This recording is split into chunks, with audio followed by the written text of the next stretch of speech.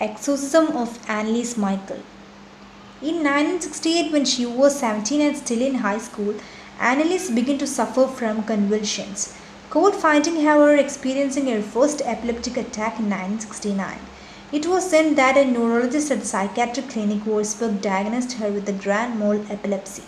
Soon, Anneliese started experiencing devilish hallucination while praying. She also began to hear voices which told her that she was damned. The court determined that by 1973, Anneliese was suffering from depression and considering suicide. In 1975, convinced that she was possessed, her parents gave up on doctors from the psychiatric clinic. They chose to rely solely on the exorcism for healing.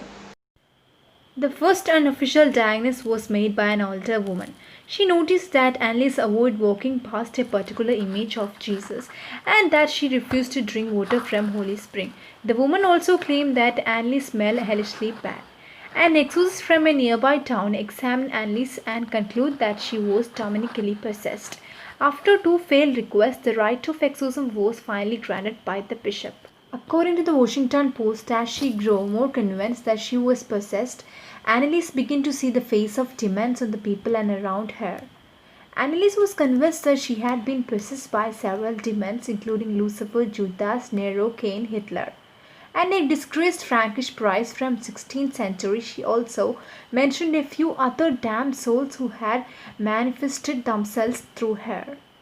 Tom Wilkinson's character was more a combination of two real-life people, Father Arnold Renz and Pastor Ernst.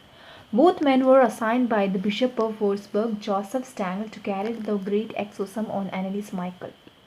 Together they carried out 67 rites of exorcism over a period of 10 months, with 1 or 2 exorcism sessions held each week. Some sessions last up to 4 hours. Anneliese carried out a number of highly disturbing actions. She licked her own urine off the floor. She ate flies, spiders, and coal. She bit off the head of a dead bird. In one instance, she crawled under a table and barked like a dog for 2 days. She could often be heard screaming through the walls for hours. Tearing off her clothes and urinating on the floor became a regular occurrence.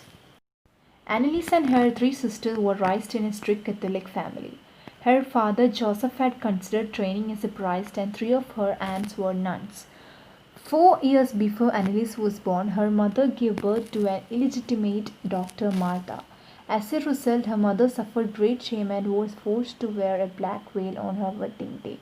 When Anneliese was a child, her mother encouraged her to atone for the sins of illegitimacy through fervent devotion.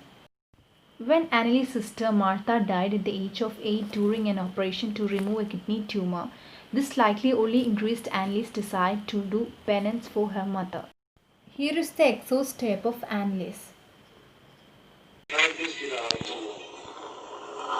Ich hab verrichtet, so dass ich in dem Weib ein bin.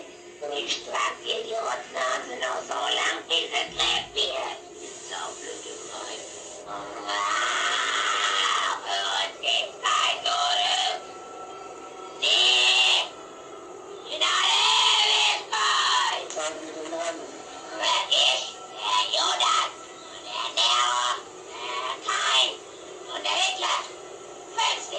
According to the autopsy on July 1, 1976, Anneliese technically died from severe dehydration and malnourishment. At the time of her death, she was also suffering from pneumonia and high fever.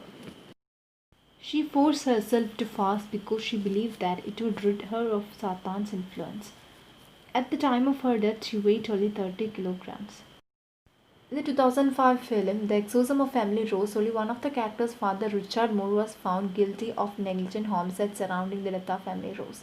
In the real case of Anneliese Michael, there were Father Arnold Renz, Pastor Ernst Alt, and Anneliese Michael parents, Joseph and Anna. All 4 were found guilty of negligent homicide and sentenced to 6 months in prison, suspended with 3 years probation. Thanks for watching my videos. Please do like, share, subscribe and comment below. Bye bye guys.